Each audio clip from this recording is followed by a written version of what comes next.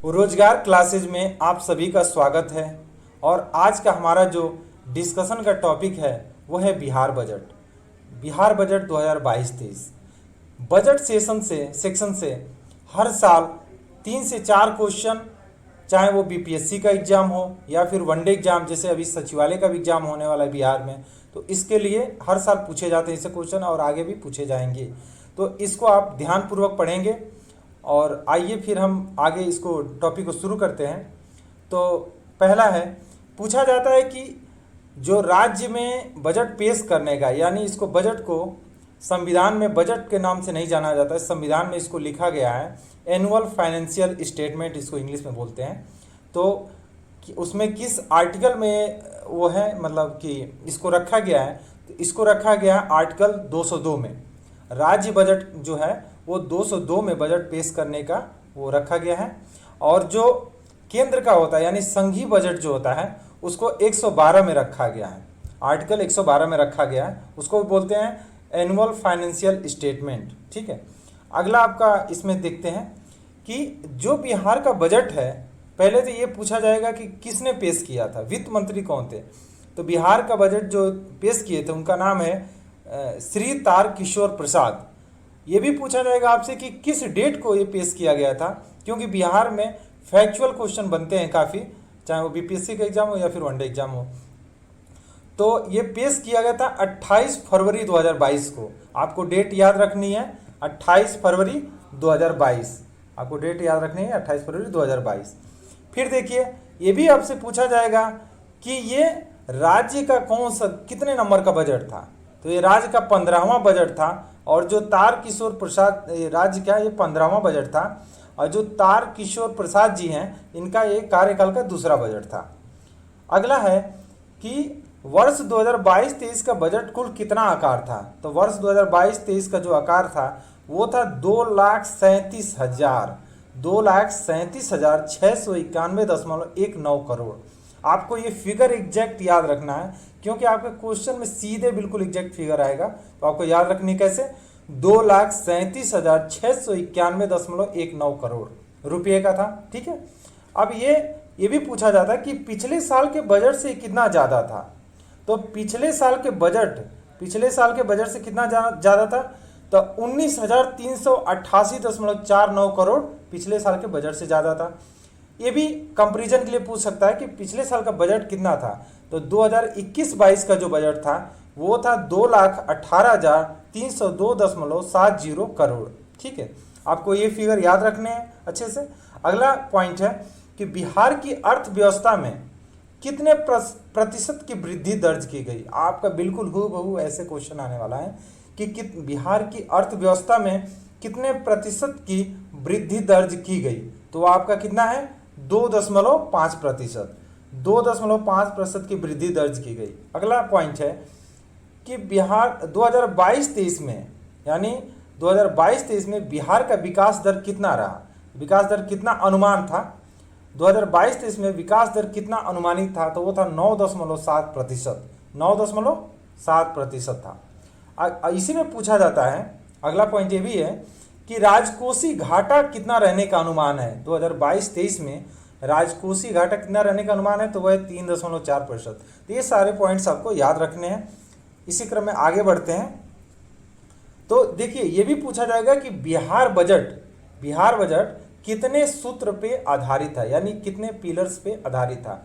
तो कितना था, बिहार बजट जो आपका था वो 6 पिलर्स पे आधारित था। बिहार बजट आपका कितने पिलर्स पे आधारित था, वो था 6 पे। ठीक है, 6 पे था, 6 सूत्र पे। और अब देखिए 6 सूत्र जो थे उसमें कौन कौन से थे। तो पहला था स्वास्थ्य। देखिए, जब ये बजट पेश किया गया था तो उस समय 11.80 करोड़ लोगों को वैक्सीन लगाई जा चुकी थी, कोविड वैक्सीनेशन जो हो रहा था। तो जब जिस समय ये बजट पेश किया गया था उस समय तक 11.80, आपको ये फिगर याद रखनी है, 11.80 करोड़ लोगों को कोविड वैक्सीनेशन किया जा चुका था। और ये भी पूछा जाएगा आपसे कि ये स्वास्थ्य के लिए जो बजट एलोकेट किया गया था, जो आवंटित किया गया था, वो कितना था। तो बजट का जो प्रावधान किया गया था वो कितना किया गया था, 16,134.39 करोड़, जो कि कितना है यह आपका 7.2% बनता है टोटल बजट का। अगला पॉइंट से 6 सूत्र में से अगला पॉइंट से है आपका शिक्षा। शिक्षा यानी कि एजुकेशन।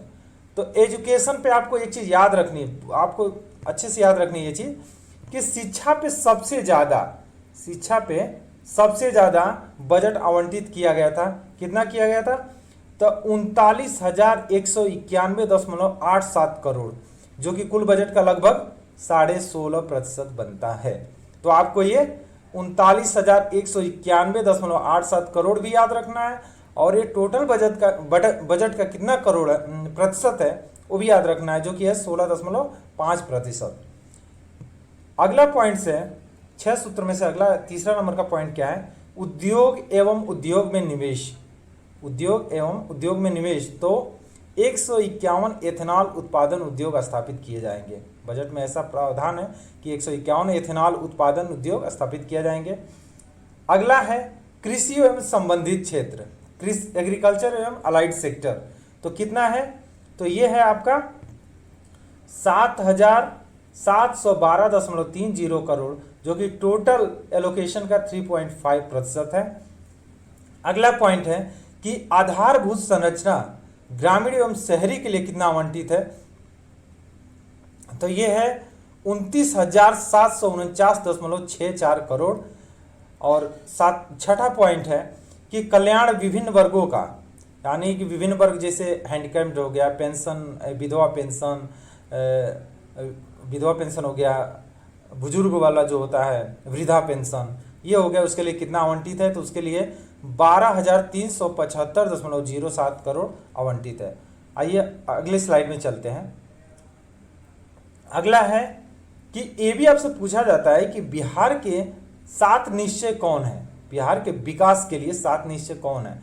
तो पहले ये था कि 7 निश्चय थे। अब क्या है कि विकसित बिहार के लिए 7 निश्चय 2 लाया गया। पहले प्रथम था, ये 2 है। तो पहले हम प्रथम देख लेते हैं। तो जो प्रथम था उसके लिए जो पॉइंट्स थे वो थे कि किसान क्रेडिट कार्ड योजना। उस समय किसान क्रेडिट कार्ड योजना बनाने का निश्चय था। दूसरा था मुख्यमंत्री स्वयं सहायता भत्ता। तीसरा पॉइंट था कुशल युवा कार्यक्रम। चौथा था हर घर नल का जल। पांचवा था हर घर तक पक्की गलियां, हर घर तक पक्की गली और नालियां, ये सारी चीज थे। अब निश्चय 2 में, यानी विकसित बिहार के 7 निश्चय जो पॉइंट है वो 2 है। तो उसमें क्या था? युवा शक्ति बिहार की प्रगति, सशक्त महिला, सक्षम महिला, हर खेत तक सिंचाई का पानी, स्वच्छ गांव, समृद्ध गांव, सुलभ संपर्कता और सबके लिए अतिरिक्त स्वास्थ्य। तो ये टोटल जो पॉइंट्स है ना, जो निश्चय किए गए हैं, इनके लिए टोटल जो बजट आवंटित किया गया है वो 5,000 करोड़ है। और जो पुराने वाले हैं उनके लिए 2,356 करोड़ आवंटित किए गए हैं। तो ये हो गया, आपको याद रखना है, ये टोटल बजट भी याद रखना है, और ये पॉइंट्स जो हैं इनको आप याद रखिएगा। ये सेक्टर वाइज जो है, सेक्शन वाइज याद रखने की जरूरत नहीं है, और इसलिए मैंने लिखा भी नहीं है, क्योंकि वैसे पूछेगा नहीं क्वेश्चन। अब अगला पॉइंट देखते हैं कि बिहार राज्य का सकल घरेलू उत्पाद, जिसको बोलते हैं ग्रॉस स्टेट डोमेस्टिक प्रोडक्ट, वो क्या है? तो कितना है वो है 7,45,310 करोड़ रुपया। सीधे आपसे पूछा जाएगा कि बिहार का जो जीएसडीपी यानी कि राज्य का सकल घरेलू उत्पाद कितना है? तो है 7,45,310 करोड़ रुपया। यही आपसे क्वेश्चन मेरा रहेगा कि बिहार का जीएसडीपी में पूरे इंडिया में कौन सा रैंक है? आपको ये क्वेश्चन बताना है। कमेंट बॉक्स में आप लिख के बताएंगे कि कितना रैंक है बिहार का। अगला पॉइंट है बजट का 65% जो होता है वो किस पे खर्च होगा?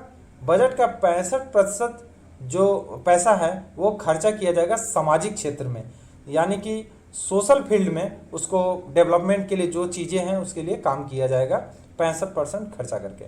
अगला पॉइंट है कि सबसे न्यूनतम बजट आवंटन किसको दिया गया? तो वो दिया गया, आप इसको याद रखेंगे, लोक स्वास्थ्य अभियंत्रण विभाग।